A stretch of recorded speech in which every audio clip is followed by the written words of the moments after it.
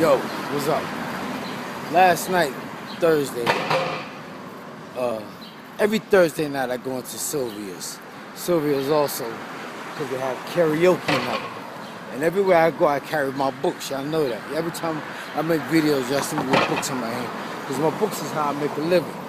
So I go into Sylvia's last night with my books in my hand because the door was wide open. And I noticed they was watching the basketball game.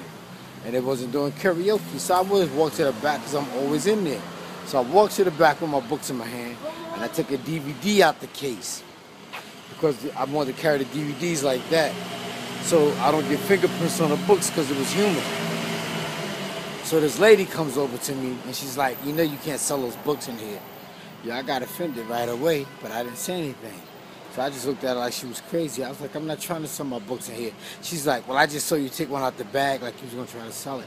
I said, lady, I did not take a book out of the bag. I took a DVD out the bag so I could carry my books, and I'm going to get my fingerprints all over the books. She was like, well, are you going to be watching the game? Giving me all this attitude.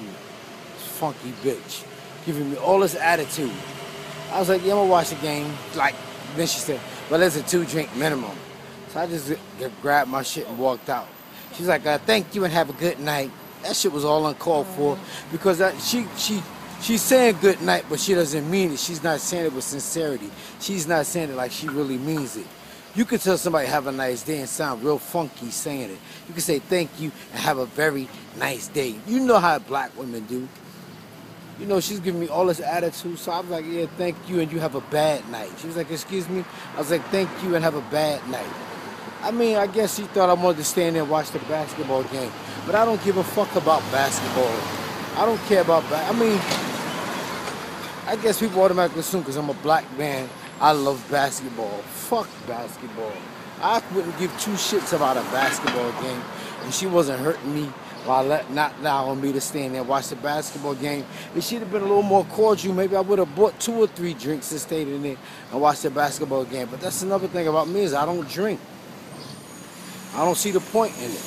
I probably had about 5 drinks. I probably drink about 5 beers a year. I mean, but I guess you figured I like basketball. I don't care about basketball.